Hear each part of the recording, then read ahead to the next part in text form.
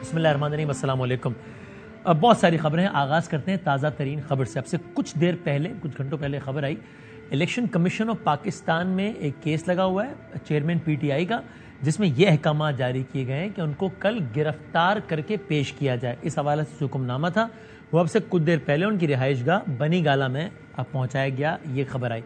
और फिर उसके बाद चेयरमैन पीटीआई के घर पहुँचे उनके कानूनी मुशावरत के लिए जनाब बाबर आवान साहब और जनाब शोएब शाहीन साहब और शाह महमूद कुरैशी साहब।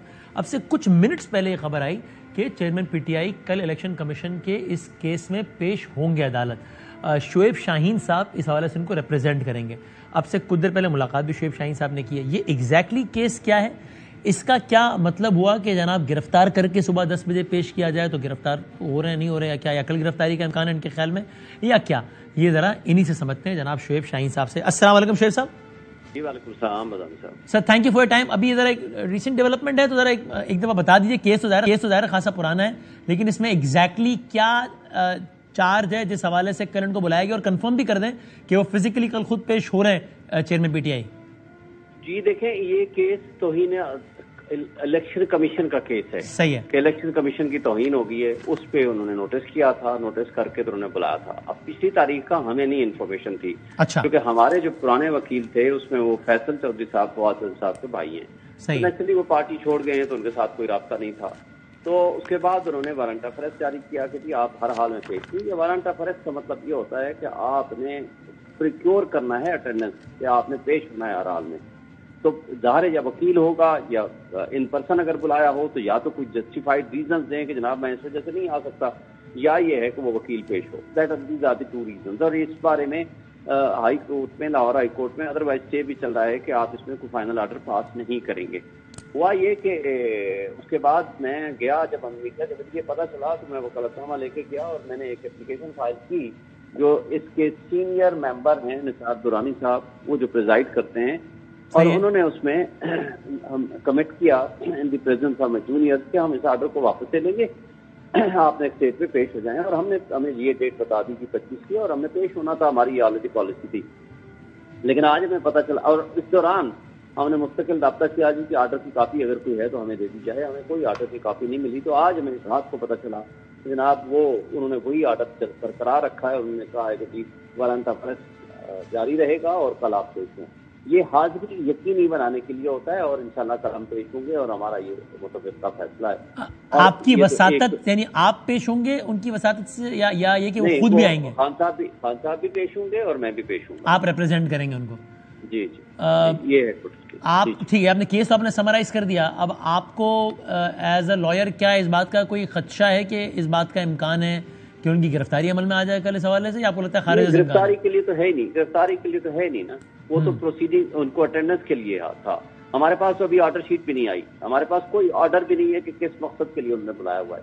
हमें सिर्फ इस बात का पता चला है कि जनाब उन्होंने हाजिरी यकीनी बनाने के लिए वो वारंट जारी किया है। उन्होंने कहा है कि कल हर हाल में आए 10 बजे। हमने पहले ही मैं लिख के दे आया था उनको, एप्लीकेशन दी थी कि हम अगली तारीख पे आएंगे। हमारे नॉलेज से और नोटिस में नहीं था, जिसका मुअज़्ज़ज़ मेंबर साहब ने कहा कि हम इस ऑर्डर को रिकॉल कर लेंगे, तो आप जाइए और अगली तारीख पे आ जाएं। अभी आपकी थोड़ी देर पहले उनसे जो मुलाकात हुई उसमें यही बात ज़ेर बहस आई? जी इंशाल्लाह कल सुबह हम जाएंगे पहले हाई कोर्ट में, और हाई कोर्ट के बाद हम इलेक्शन कमीशन में पेश होंगे, और इसमें हमारा कंसेंसस है इस पे। अब ये इस मुकदमे को लड़ने का इरादा है या इसमें गैर मशरूत माफी का इरादा है? देखिए, ये तो फिर केस जब चलेगा उसके बाद हम फैसला करेंगे। इस वक्त तो सिचुएशन ये है कि ये चैलेंज हुआ है कि इलेक्शन कमीशन को तौहीन अदालत का या तौहीन इलेक्शन कमीशन का अख्तियार नहीं है, और दूसरा वो जो प्रोविजन है वो अनकॉन्स्टिट्यूशनल है, उसकी वारीज को चैलेंज किया गया है। अब वो ज़ाहिर है वो मैटर सब्जेक्ट है बिफोर द हाई कोर्ट। कल आप लेकिन ये कि आप ये कंटेस्ट करने जा रहे हैं कि टू स्टार्ट विद के इलेक्शन कमीशन का दायरा इख्तियार नहीं है? ये नहीं, ये ऑलरेडी चैलेंज है। हाँ। ये ऑलरेडी चैलेंज है before the Lahore high court, और ऑलरेडी उसके ऊपर स्टे भी फाइनल मिला हुआ है, और ये मैटर अभी वो तो है। लेकिन कल आप इसी मुद्दे को कल लेके आगे बढ़ेंगे कि सर आपका तो नहीं है दायरा इख्तियार, या नहीं? कल तो हम सिर्फ हाजिरी लगाएंगे। जो उन्होंने हमें कहा है कि आप पेश हो, हम पेश होंगे। उसके बाद आगे जो भी प्रोसीडिंग्स होनी है, हम पहले ऑर्डर शीट लेंगे, कोर्ट का ऑर्डर लेंगे, देखेंगे जो भी फिर प्रोसीडिंग्स होगी, जो कानून तरीक़ाकार है, इंशाल्लाह हम अपना जो मुकम्मल दिफा हो सकता है वो करेंगे।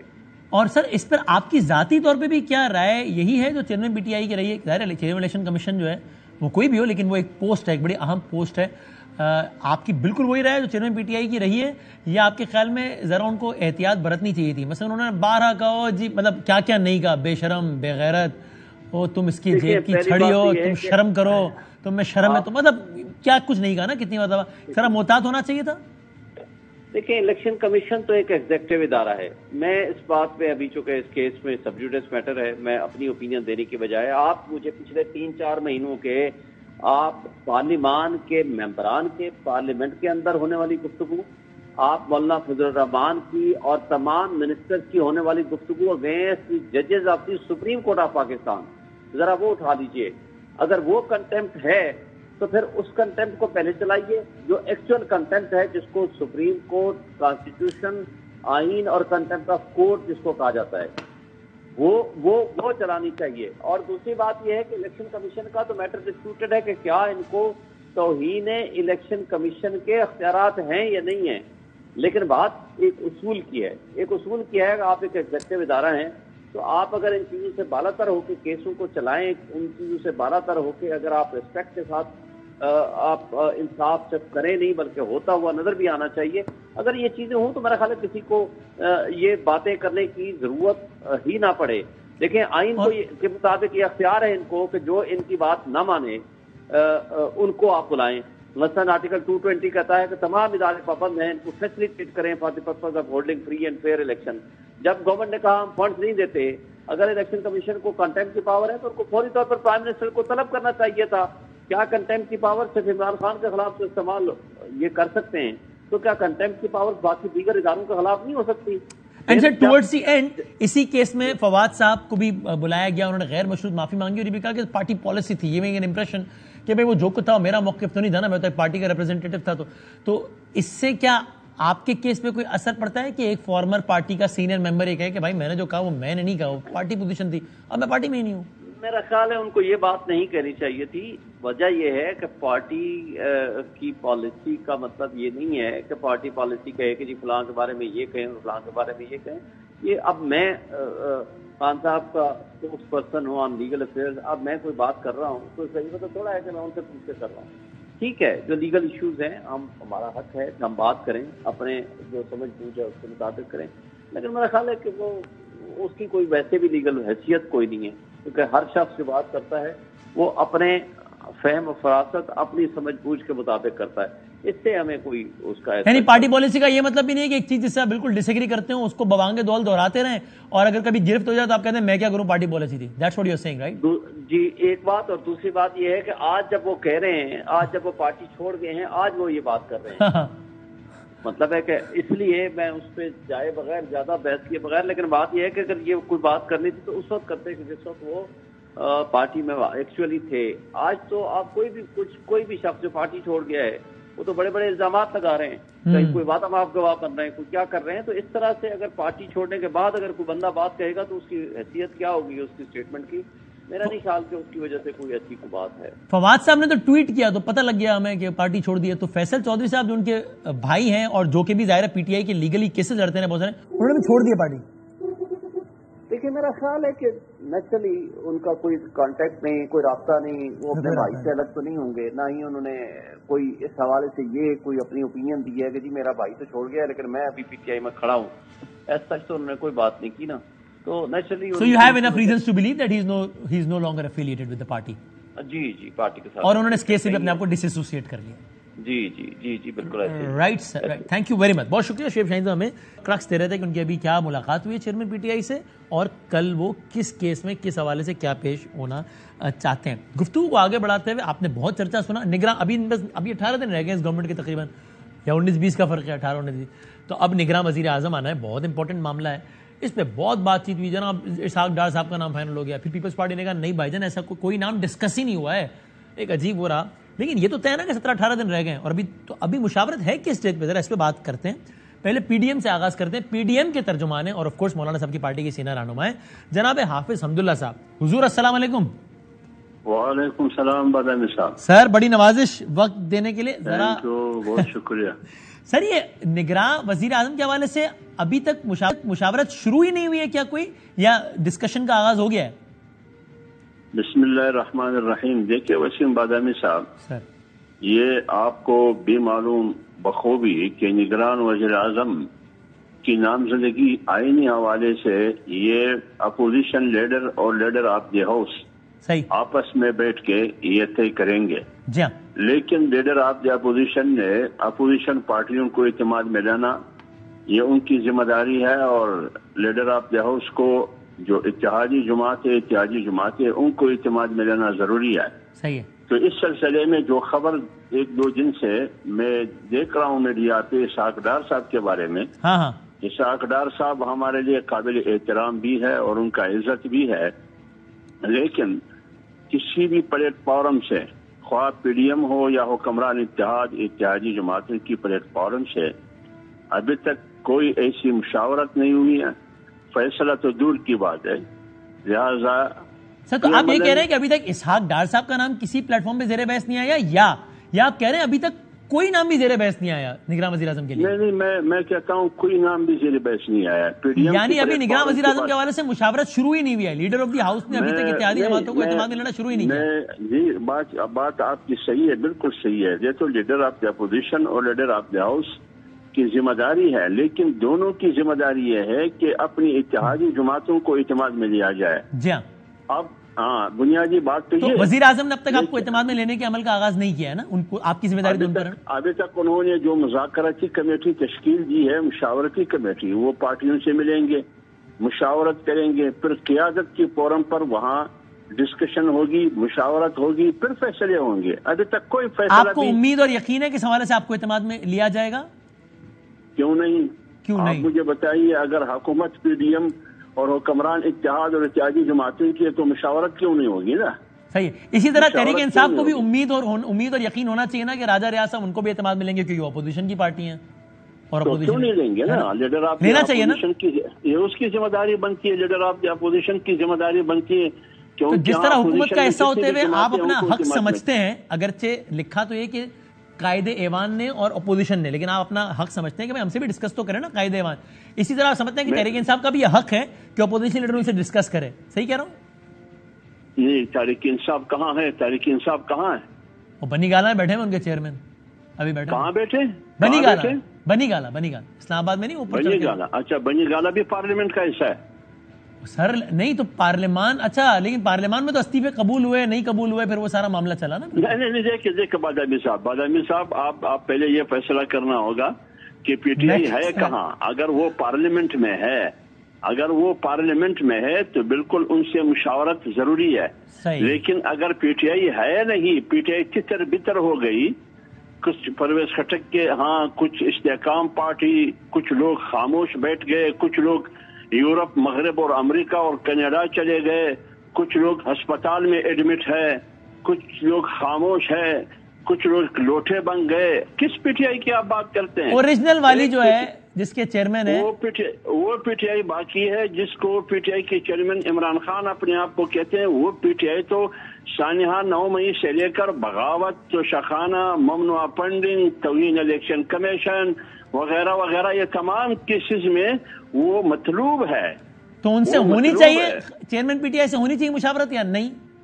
بالکل نہیں ہونی چاہیے، قطعاً نہیں ہونی چاہیے. اور آخری سوال، ابھی تک تو کوئی نام ہی نہیں آیا، لیکن ویسے ڈار صاحب کا نام قابل قبول ہو سکتا ہے آپ کے خیال میں؟ نہیں، وہ کیسے قابل قبول ہوتا ہے؟ وہ تو ظاہر ہے ایک پارٹی سے وابستگی رکھتا ہے. میرے خیال میں ہمیں ڈار صاحب ہمارے لیے محترم بھی ہے اور عزیز بھی ہے. میری جو معلومات ہے، نہ ڈار صاحب نے اس کا اظہار کیا ہے کہ مجھے نگران وزیر اعظم بناؤ، نہ یہ میرے خیال میں غیر جانبدار نگران حکومت اور صاف اور شفاف الیکشن کرانے کے لیے یہ نامزدگی مناسب ہے. نہیں مناسب. ٹھیک، تھینک یو سر، بہت شکریہ. حافظ حمداللہ صاحب ہم سے بات کر رہے تھے. ایسی موضوع پہ اور دیگر موضوعات پہ بات کرتے ہیں. پاکستان کے سابق وزیر اعظم مسلم لیگ نون کے سینئر رہنما جناب شاہد خاقان عباسی صاحب ساتھ ہیں. شاہد صاحب السلام علیکم. حضور جی وعلیکم السلام، کیا حال ہے آپ کا؟ سر الحمدللہ، بہت شکریہ آپ نے وقت نکالا. پہلے تو ذرا اس پہ تبصرہ تو فرما دیں کہ اب تو خیر وہ پیپلز پارٹی بھی کہہ رہی ہے کہ بھائی ڈار صاحب کا نام ہی نہیں ڈسکس ہوا، پتہ نہیں کدھر سے آ گئی یہ خبر. آپ کے خیال میں ویسے بھی اب ان کا یا ایسے کسی بھی بندے کا جس کی وابستگی اتنی نون ہو، جس کا ٹلٹ اتنا آبویس ہو، اس کو ویسے بھی نہیں ہونا چاہیے نگراں وزیر اعظم آپ کی رائے میں؟ دیکھیں یہ کیا سرائی ایک دو دن سے جاری تھی. ڈار صاحب نے خود بھی کہہ دیا کہ مجھے بھی اس کا علم نہیں ہے. تو ہم بھی سب ٹی وی پر سے ہی سنتے ہیں کہ آج یہ نام ہے کل وہ نام ہے. تو اگر ایک وزیر جو آج ہیں اور سینیٹر بھی ہیں تو میرا خیال ہے بڑا مشکل ہوگا کہ وہ نگران وزیر اعلیٰ ہو سکیں, کیونکہ جو الیکشن ہونے ہیں وہ اسی دور میں ہونے ہیں. اور اگر ایسے شخص ہوں جو آج حکومت کے اندر ہیں تو پھر بڑا مشکل ہوگا الیکشن کی سینکٹریٹی کو مینٹین کرنا. بہرحال ڈار صاحب نے خود بھی کہہ دیا کہ اگر مجھے جماعت یا اپوزیشن یا حکومت میں ذمہ لگائے گی تو میں حاضر ہوں, لیکن یہ مشکل کام نظر آتا ہے. میرے خیال ہے اس بات میں کوئی حقیقت تھی نہیں, یہ کیا سارائی شروع ہوئی اور سب اس پر کامنٹ کرنے شروع ہو گئی. صحیح ہے. ایک کچھ عرصے پہلے آپ لوگ کا بھی جو گروپ ہے آپ کے والے سے بات چلی تھی, ایسا ممکن ہے کسی بھی اسٹیج پہ کہ آپ یا مفتاح صاحب یا ایسا وہ کسی پوزیشن پہ نگراں سیٹ اپ میں کچھ, یا بالکل ایسی یہ بھی ایسی بات ہے عوام میں؟ نہیں دیکھیں, نگران سیٹ اپ کا فیصلہ کرنا ہے وزیر اعظم نے اور لیڈر دی اپوزیشن نے, جو بھی مولانا حمداللہ صاحب نے بھی کہا, یہ وہی فیصلہ کریں گے. تو پرائم منسٹر صاحب لیں گے اعتماد میں جو کولیشن پارٹنرز ہیں, اور راجہ صاحب لیں گے جو ان کے اپوزیشن کے پارٹنرز ہیں. وہ کون ہے وہیں سے آئے گا. اس کے اندر بہت سی جماعتیں ہیں جو انڈیپینڈنٹ لوگ آئے ہیں. اس کے اندر باپ پارٹی ہے, ایم کیو ایم ہے, اس کے اندر ایم کیو ایم تو ٹریجری میں ہے, تو ایم کیو ایم کو تو پرائم منسٹر لیں گے نا, وہ تو امیر الحق صاحب وزیر ہوں گے. جی اے این پی ہے, مختلف جماعتیں وہاں پر ہیں. پی ٹی آئی ہے اس میں؟ نہیں, پی ٹی آئی تو موجود نہیں ہے نا. اگر وہ بیٹھے رہتے تو آج وہ لیڈرز اپوزیشن ہوتے, آج مشاورت ان سے ہوتی. Now they have lost the chance. تو اب لیگلی کوئی باؤنڈنگ نہیں ہے کہ ان سے بھی اس بات میں مشاورت کی جائے اپوزیشن لیڈر کے لیے؟ نہیں, بالکل نہیں. اگر کوئی ممبر ہے تو اس سے راجہ صاحب مشاورت کر لیں گے. سر ایتھیکلی ڈیموکریٹکلی ہونی چاہیے کہ چلیں اگر پارلیمان میں نہیں بھی ہے تو, لیکن بہرحال ایک پاکستان کی ایک سیاسی جماعت ہے جس نے ابھی تک رول کیا ہے, ایک بڑی سیاسی جماعت ہے, تو ان کا بھی اعتماد حاصل ہو نگراں سیٹ اپ میں تو اچھا ہے, یا آپ سمجھتے ہیں اس کی بھی ضرورت نہیں ہے, اخلاقاً یا جمہوری حوالے سے بھی ضرورت نہیں ہے, یا ہو جائے تو اچھا ہے؟ نہیں, جو ہاؤس میں بیٹھے نہیں ہیں, لیڈر آف دا اپوزیشن کو ووٹ نہیں دیا یا اس کے فیصلے میں شامل نہیں ہوئے, تو پھر وہ حق انہوں نے خود ہی چھوڑ دیا نا. اچھا, تو اب کوئی رائٹ نہیں تھی. آپ کی رائے میں سیاسی تجزیے میں جو بھی نگراں وزیر اعظم آئے گا, اللہ جانے کون آئے گا, وہ 90 دن کے لیے آئے گا یا بس اللہ ہی جانے کب تک کتنے دنوں کے لیے آئے گا؟ دیکھیں, آئین تو 90 دن کہتا ہے, لیکن یہ جو پنجاب اور کے پی کے الیکشن میں ہوا ہے اس کے بعد ہر قسم کے شک اور شبہ پیدا ہو گیا ہے پورے پروسیس کے بارے میں. اس کو دور کرنے کی ضرورت ہے. اب ایک ایشو ہے جو سینسس کا ہے, لیکن یہ معاملہ جو ہے وہ چیف الیکشن کمشنر کے حوالے ہے کہ وہ کس طرح الیکشن کرواتے ہیں. آئین جو ہے وہ ان کو اختیار دیتا ہے کہ الیکشن کیسے کروائے. آپ نے کہا آئین تو 90 دن کا کہتا ہے, لیکن جو پنجاب میں ہوا ہے اس کے بعد کچھ بھی ہو سکتا ہے. یعنی یہ بڑا obvious ہے کہ پنجاب میں جو کچھ بھی ہوا ہے وہ آئین سے ماورا ہی ہوا ہے. نہیں, پنجاب میں ہوا, کے پی میں ہوا, آئین سے ماورا ہوا. آئین سے ماورا نہیں ہے. میں اس میں یقیناً جو رول سپریم کورٹ کا رہا ہے اس کو آپ کو ریویو کرنا پڑے گا, کیونکہ سپریم کورٹ نے پنجاب کے لیے اور قانون اختیار کیا, کے پی کے لیے اور کیا, اور خود وہ اختیارات لے لیے جو پارلیمان کے تھے اور الیکشن کمیشن کے تھے, اور ساتھ ساتھ جو بنیادی سوال تھے سارے معاملے کا اس کا جواب نہیں دیا. اور وہ سوال یہ تھا کہ کیا اسمبلیاں آئین کے مطابق تحلیل ہوئی ہیں یا نہیں ہوئی, یعنی آئین کی تشریح انہوں نے نہیں کی. یہ بڑا امپورٹنٹ سوال تھا اور یہ مستقبل کے لیے بہت سے فیصلے کر دیتا. یہ موقع انہوں نے گوا دیا, اور ساتھ ہی جو سینکٹریٹی تھی ان کے فیصلوں کی کہ جو الیکشن جو بینچ تھا جس نے یہ فیصلے کیے وہ خود متنازع بن گیا. ایک بڑی عجیب سی تاریخ اس سارے معاملے کی ہے. بہرحال ہماری جوڈیشل ہسٹری بہت سے ایسے فیصلوں کی گواہ ہے, اور یہ کبھی بھی ملک کے لیے مثبت ثابت نہیں ہوئے. سر آپ کی رائے میں الیکشن کے لیے مقابلہ تگڑا کن دو پارٹیز کے درمیان ہے اگلے؟ دیکھیں, مین 3 پارٹیز ہیں پاکستان میں, پی ایم ایل این ہے, پی ٹی آئی ہے, پیپلز پارٹی ہے. یہ 3 بڑی جماعتیں ہیں ملک کے اندر, تو الیکشن انہی کے درمیان ہوگا، اور میں نہیں سمجھتا کہ آج کوئی بھی جماعت جو ہے وہ اکثریت حاصل کرنے کی پوزیشن میں ہے. یعنی یہ تینوں میں سے کسی کا بھی وزیر اعظم آنے کا امکان ہے؟ جی تینوں میں سے کسی کا بھی، جو کولیشن بنے گا اسی کا ہوگا. میں ایک لوز کولیشن دیکھتا ہوں، ایک ویک کولیشن دیکھتا ہوں مستقبل میں. which is good or bad for parliamentary democracy? نہیں، it is good for parliamentary democracy. اچھا، پارلیمنٹری ڈیموکریسی خاص طور پہ ہمارے ماحول میں اکثریت جو ہے وہ کافی منفی اثرات رکھتی ہے. آپ نے دیکھا کہ 2/3 اکثریت کی حکومت 97 میں بنی تھی، جی جی، اور حکومت بالکل نہیں چل سکی، کیونکہ ایک مزاج ہوتا ہے ایسے ماحول میں، وہ جمہوری اقدار کی نفی کر دیتا ہے. خود حکومت کا مزاج بہت آمرانہ ہو گیا تھا یا عامر نے حکومت کو گھر بھیج دیا؟ یعنی ذمہ دار کون ہے، عامر یا حکومت کا آمرانہ مزاج 97 میں جب 2/3 آئی؟ نہیں، دیکھیں، نہ عامر کی بات ہے نہ آمرانہ مزاج کی بات ہے. یہ ایک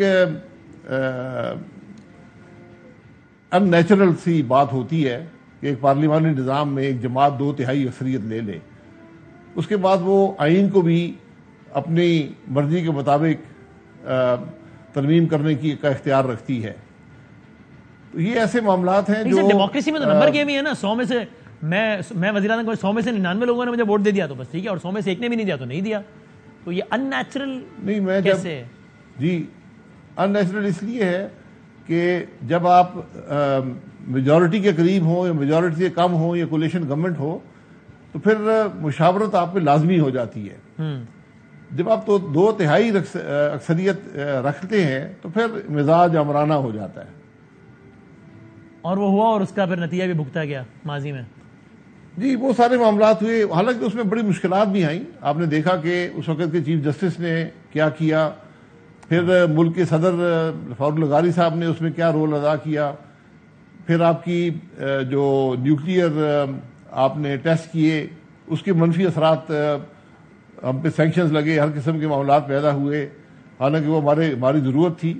ہماری 2/3 والے کے ٹائم میں تو فاروق صاحب چلے گئے تھے نا، رفیق تارڑ صاحب جب 99 ہوا تو پھر تو رفیق تارڑ جی اس کے بعد وہ چلے گئے تھے، لیکن نیوکلیئر ٹیسٹ ہوئے اور اس کے پوری دنیا سے سینکشنز لگے، ہمارے اکانومی کو بڑا دھچکا لگا، آپ کو اکاؤنٹ فریز کرنے پڑے، وہ بڑے مشکل فیصلے تھے.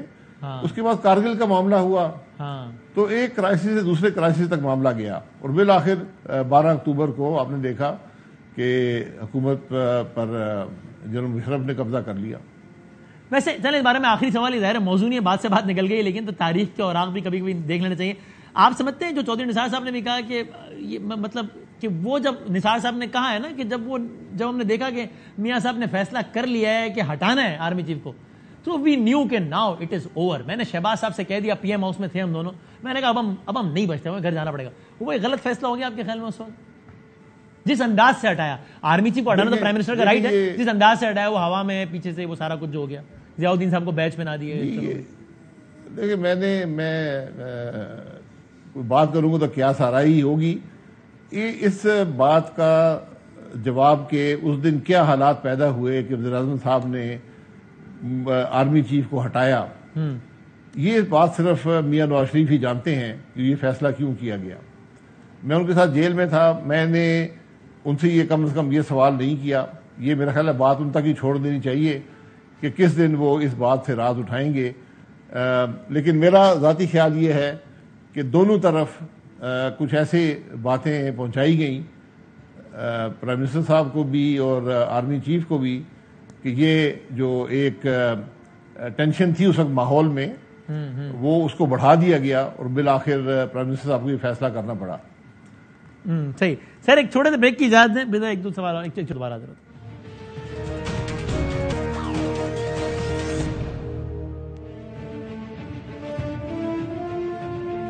خوش آمدید ایک بار پھر. شاہد خاقان عباسی صاحب ہمارے ساتھ ہیں. میں کوئکلی ان سے ایک فائنل کامنٹ. سر کچھ ہے نون لیگ کی خیر خبر؟ نون لیگ کے وزیر اعظم کے امیدوار نواز شریف صاحب ہی ہیں یا کیا ہے؟ کچھ پتہ ہے کچھ؟ نہیں دیکھیں، یہ باتیں تو الیکشن کے دوران یا اس کے بعد ہی فیصلے ہوتے ہیں.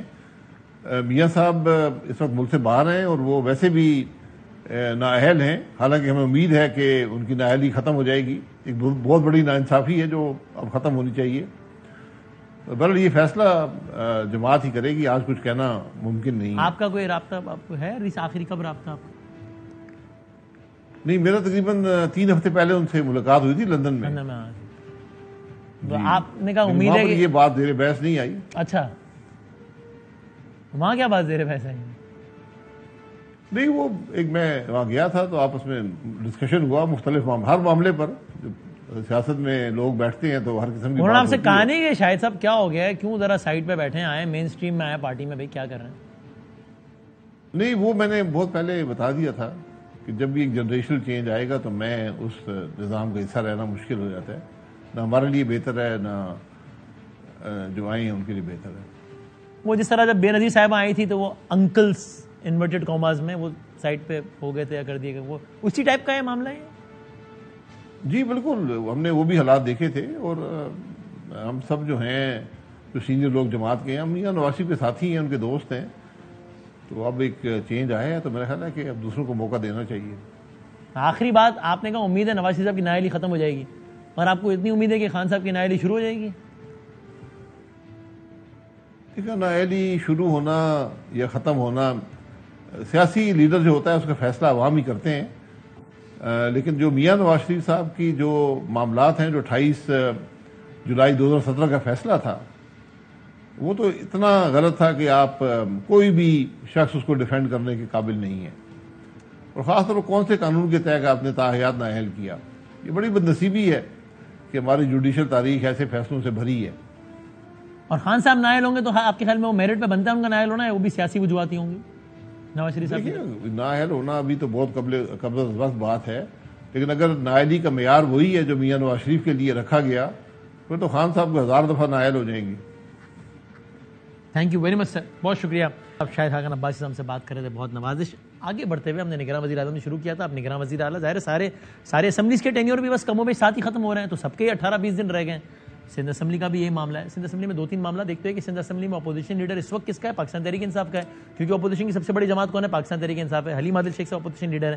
اس کا مطلب کیا ہوا کہ اگر آج کی تاریخ میں سندھ کا نگراں سیٹ اپ لانا ہو، نگراں وزیر اعلیٰ لانا ہو، تو کون مشاورت کرے گا؟ آئین کے تحت leader of the house Murad Ali Shah, leader of opposition Haleem Adil Shaikh. خبر ہے یہ کہ اب اپوزیشن لیڈر ہی چینج ہو جائے گا، چونکہ پی ٹی آئی کے لوگ کوئی آ رہا ہے کوئی نہیں آ رہا، بلکہ کوئی بھی نہیں آ رہا، سبھی پتہ نہیں کہاں ہے.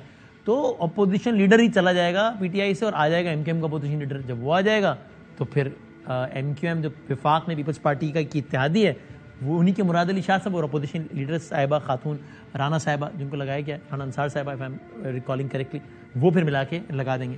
تو ایک یہ معاملہ. اور ایم کیو ایم وہ جماعت ہے اس وقت جو کہہ رہی ہے کہ باقی ساری مین سٹریم کی پولیٹیکل پارٹیز کہہ رہی ہیں الیکشن ٹائم پہ ہونے چاہیے، ایم کیو ایم کہہ رہی ہے کہ بھائی مردم شماری نیو کے تحت ہو، اس وجہ سے تھوڑا ڈیلے بھی کرنا پڑے تو مسئلہ نہیں ہے. ایک دونوں چیزیں بات کرتے ہیں. سینئر رہنما ہے جناب مصطفیٰ کمال صاحب، of course needs no introduction, senior deputy convener M Q M Pakistan.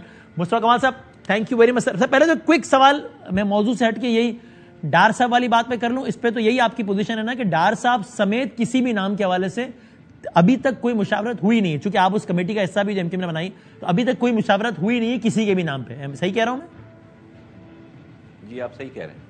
ٹھیک ہے. تو وہ تو اور آپ کی پارٹی پوزیشن اس پہ یہی آئی ہے کہ ڈار صاحب جیسا آدمی، نتھنگ پرسنل اگینسٹ ہم، بٹ جن کا ٹلٹ اتنا واضح ہو، ان کو یا ایسے کسی بھی آدمی کو نگراں وزیر اعظم نہیں بننا چاہیے. یہ بھی ٹھیک ہے؟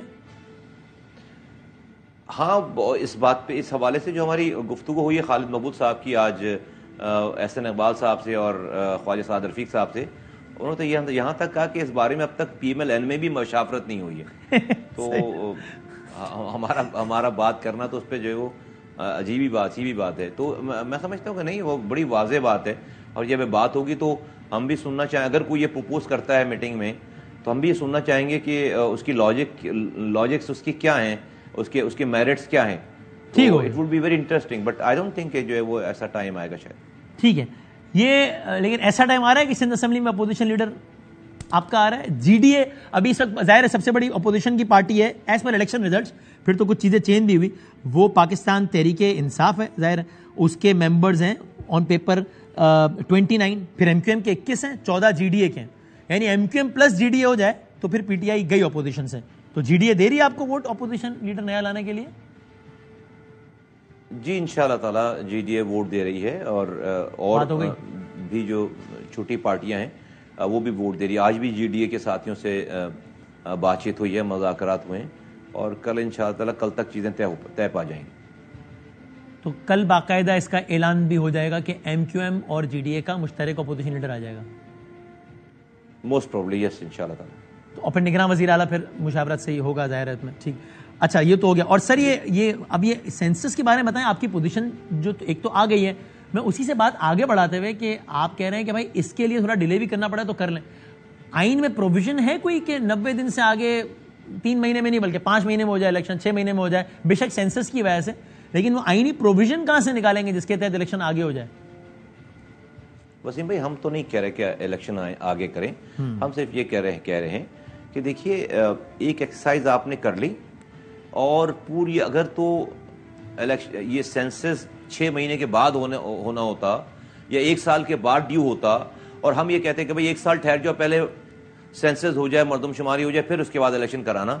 سینسس آپ اتنی مشکلات سے گزر کر آپ سینسس کمپلیٹ کر چکے ہیں, اس کے بعد آپ کو اس کا آڈٹ کرنا تھا, وہ آڈٹ بھی آپ 21 یا 22 آف دس منتھ آپ کمپلیٹ کر چکے ہیں.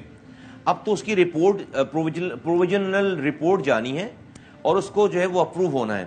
پھر اس کے بعد ابھی تک گورنمنٹ گئی نہیں ہے, 15-20 دن تو ابھی اس گورنمنٹ میں بھی ہیں. پھر اس کے بعد 3 مہینے کا کیئر ٹیکر آئے گا. تو اتنا سب کچھ کرنے کے باوجود جہاں پر آبادی پاکستان کی آپ کو پتا ہے کہ 4 سے 5 کروڑ آبادی جو ہے وہ بڑھ گئی ہے اور اس کے اثرات ہیں گراؤنڈ پہ اور ڈیلیمیٹیشنز ہونی ہیں اور ڈائنامکس اس کی چینج ہو گئی خاص طور پہ شہروں کی. تو وہاں پر اگر آپ الیکشن کرا رہے ہیں اور الیکشن پھر 5 سالوں کے بعد ہونے ہیں اور آپ الیکشن کرا رہے ہیں اور یہ سارا پروسیجر ہو چکا ہے, اس کی ڈائنامکس پھر آپ اس کو فیئر اینڈ فری تو نہیں کہہ پائیں گے نا وسیم بھائی. ہم یہ کہہ رہے ہیں کہ الیکشن بھی بالکل ہونے چاہیے.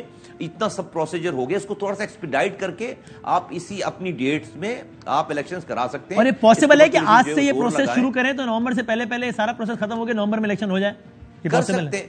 کر سکتے ہیں اگر ہفتے 2 ہفتے کا کوئی فرق آ جاتا ہے یا کوئی ایسی بات آ جاتی ہے تو وسیم بھائی اتنی پوری ایکسرسائز کرنے کے بعد کیا یہ 15 دن 20 دنوں کا اگر خدا نخواستہ کوئی ڈیلے ہوتا ہے تو کیا وہ ڈیلے ہمیں برداشت نہیں کر لینا چاہیے؟ اور ایوری ڈے کاؤنٹس نا لٹرلی.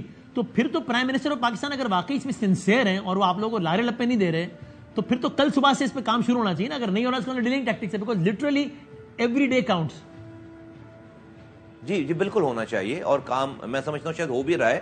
اور جو اس کا جو آڈٹ ہونا تھا وہ بہت سوئفٹلی آڈٹ ہوا ہے. اس کے رزلٹس اب کمپائل ہو رہے ہیں ابھی ہماری اطلاعات کے مطابق اور وہ رزلٹ آ جائے گا, اسی ویک آ جائے گا وہ رزلٹ انشاءاللہ تعالی. اور اس کے بعد اس کی اپروولز ہیں ساری.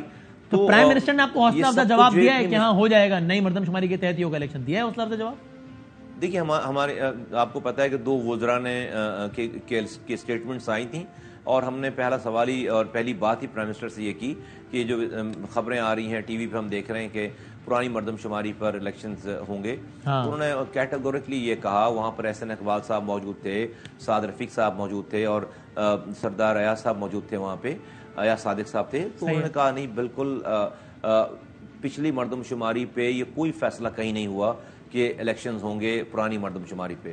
تو ڈیفینیٹلی کوئی تیسری بات تو اور ہو نہیں سکتی. اور انہوں نے بالکل کہا کہ اسی حکومت میں یہ ریزلٹس اناؤنس ہونے ہیں اور اس کا پروسیس پورا ہو رہا ہے, چیزیں ہو رہی ہیں. چونکہ ہمیں بھی نالج ہے اس والی بات کی کہ بھئی یہ جو سٹیپس ہیں سارے وہ تو ہو رہے ہیں. تو مجھے تو بہت قوی امید ہے کہ انشاءاللہ تعالی وداؤٹ ڈسٹربنگ دا ڈیٹس ہم اگر اس پہ ایفرٹس ڈالیں گے تو ہم ود ان ڈیو ٹائم ہم یہ الیکشنز کرا سکتے ہیں اور نئی مردم شماری پہ الیکشنز کرا سکتے ہیں. اور الیکشن ہمیں نئی مردم شماری پہ ہی کرانے چاہیے. Okay sir, very positive about it. Thank you very much sir, بہت شکریہ. اس وقت ہم سے بات کر رہے تھے, ہم بریک کی بات کنکلوڈ کرتے ہیں. جاتے آتے مصطفیٰ کمال صاحب نے اس بات کو کنفرم کر دیا ہے کہ متحدہ قومی موومنٹ کی گرینڈ ڈیموکریٹک الائنس سے سندھ اسمبلی میں ارینجمنٹ ہو گئی ہے. گرینڈ ڈیموکریٹک الائنس متحدہ قومی موومنٹ کے حق میں ووٹ دے گی, جس کی وجہ سے پاکستان تحریک انصاف اپنا جو آخری قلعہ ہے جو کہ اپوزیشن لیڈر کی صورت میں ہے, نہ کہ لیڈر آف دی ہاؤس, وہ بھی کھو دے گی. اور اپوزیشن لیڈر سندھ اسمبلی میں پی ٹی آئی کا ہٹ جائے گا, ایم کیو ایم کا آ جائے گا, اور یوں اگلے وزیر اعلیٰ سندھ کی مشاورت سے بھی وہ محروم ہو جائیں گے. اور اس کا باقاعدہ اعلان, آفیشیل اناؤنسمنٹ کل کیا جائے گا. زندگی سے کل ملتے ہیں انشاءاللہ. اللہ حافظ.